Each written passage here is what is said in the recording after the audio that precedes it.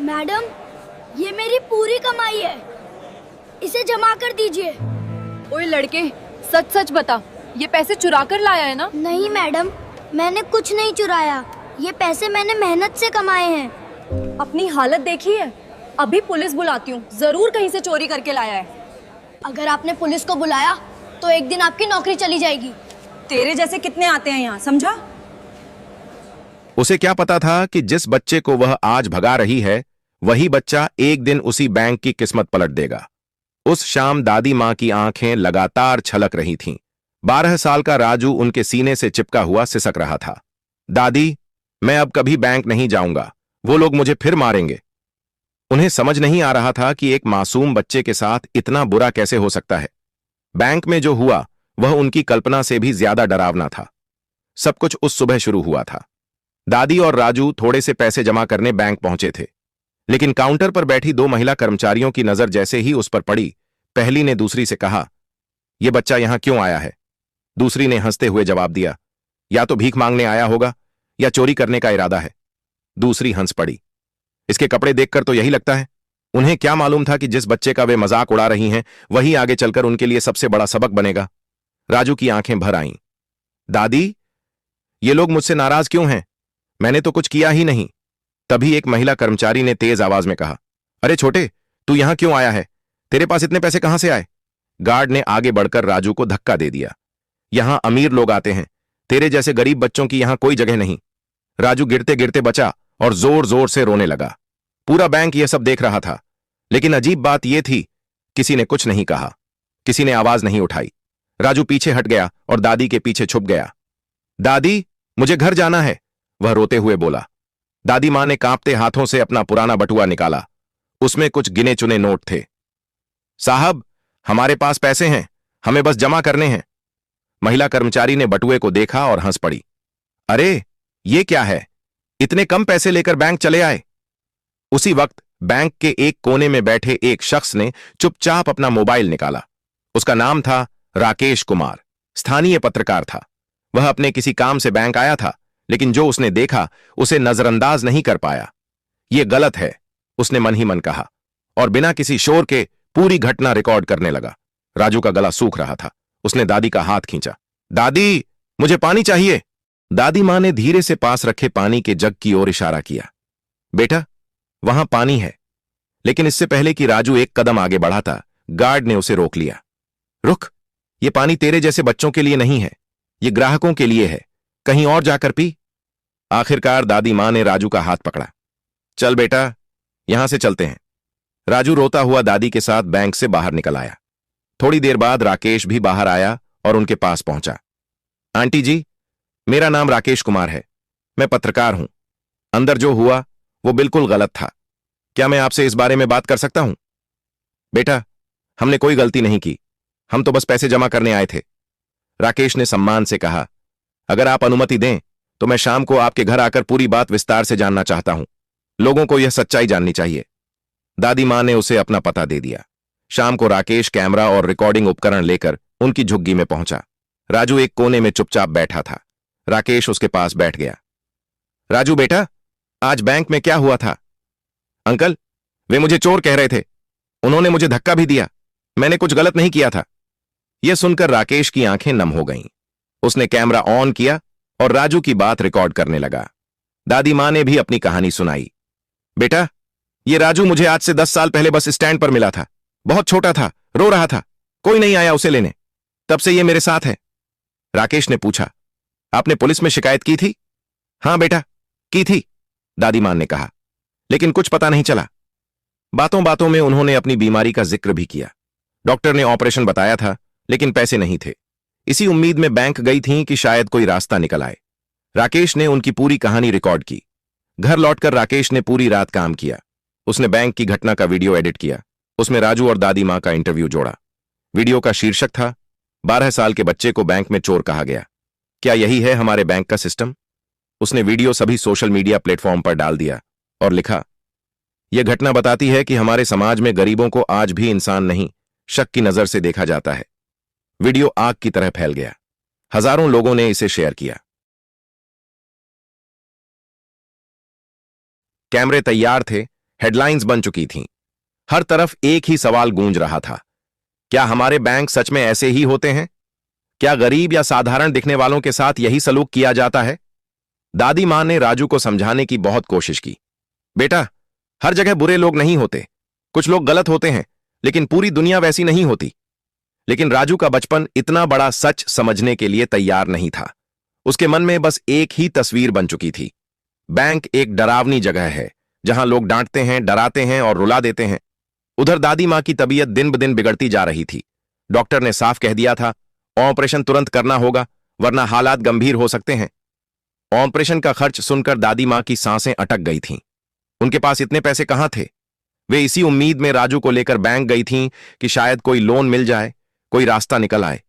लेकिन बैंक में जो हुआ, उसने उनकी हिम्मत ही तोड़ दी।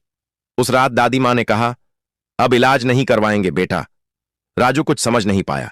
उसे बस इतना नजर आ रहा था कि दादी मां बहुत उदास हैं और दर्द में भी।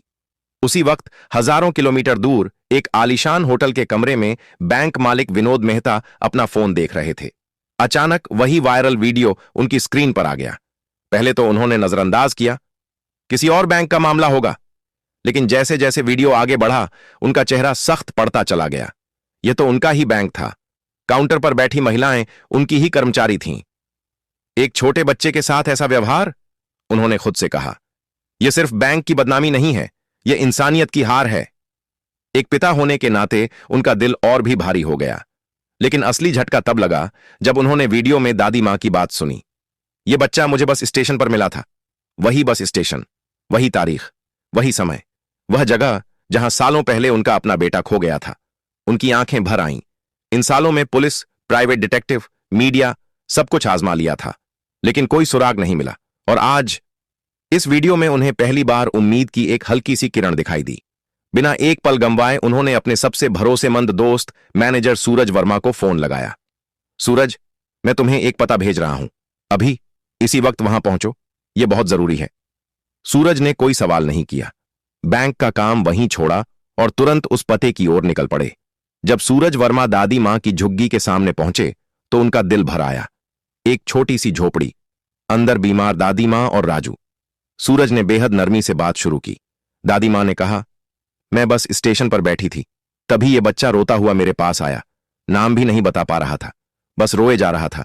दिल पसीज गया, मैं इसे छोड़ नहीं पाई। उन्होंने पुलिस में शिकायत भी की थी, लेकिन कोई नहीं आया। वक्त बीतता गया और अनजाने में ही राजू उनकी पूरी दुनिया बन गया। सारी बात सुनते ही सूरज वर्मा ने तुरंत विनोद मेहता को फोन किया। विनोद, हालात बहुत नाजुक हैं। दादी मां की तबीयत बेहद खराब है।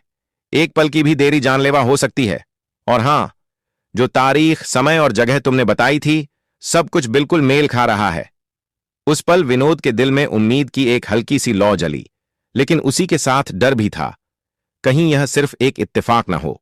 उन्होंने खुद को संभालते हुए कहा, कोई रिस्क नहीं लेंगे।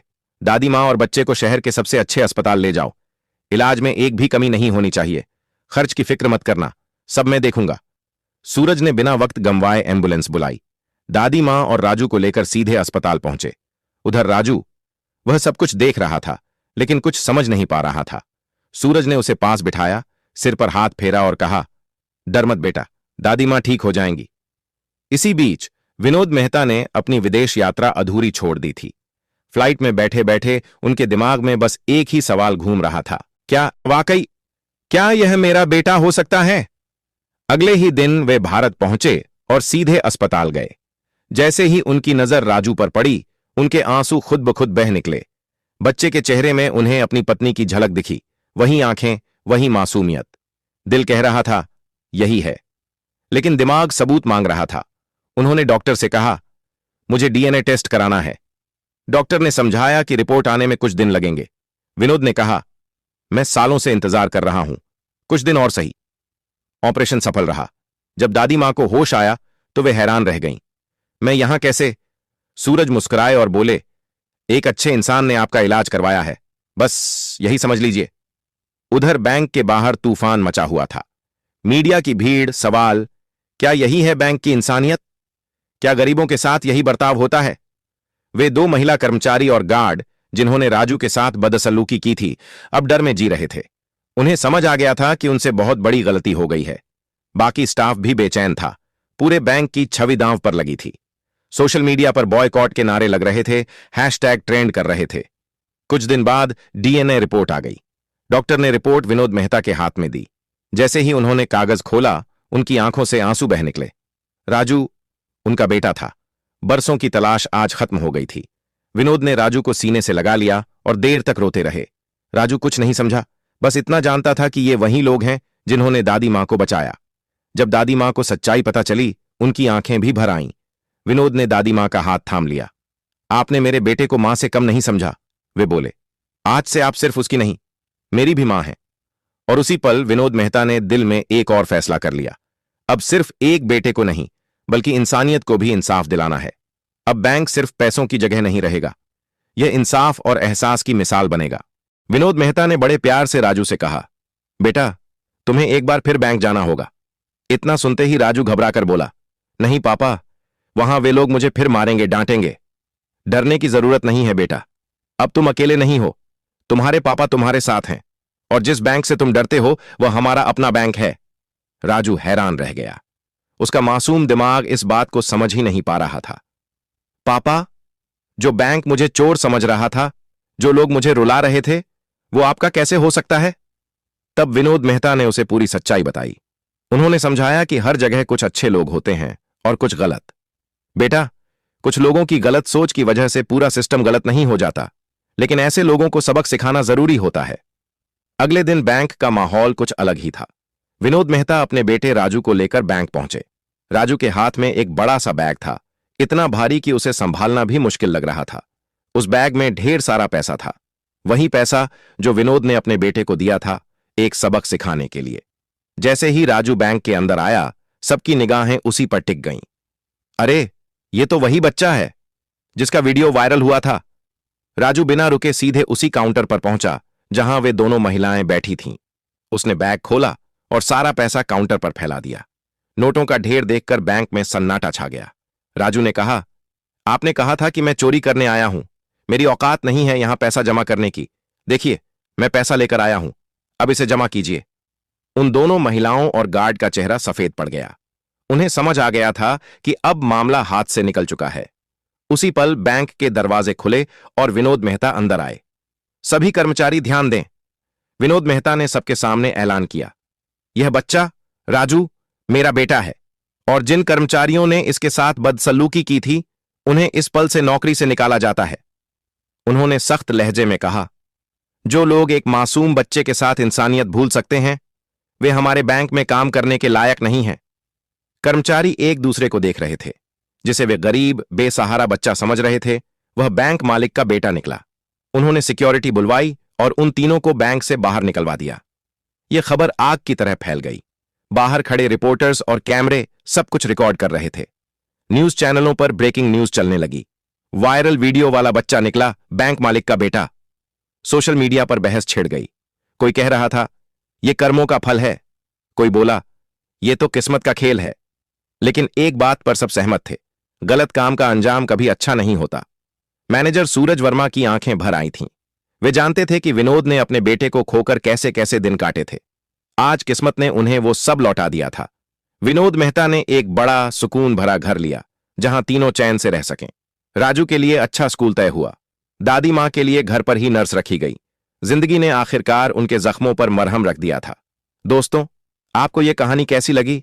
कमेंट में जरूर बताइए। फिर मिलेंगे अगली कहानी में।